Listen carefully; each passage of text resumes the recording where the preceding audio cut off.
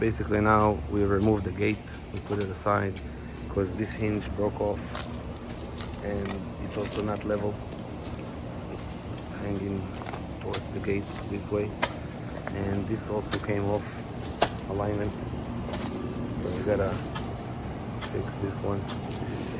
And we're digging the ground right now to see how much concrete there is, and then we're gonna change those two hinges, prepare new hinges and connect everything back. That's it.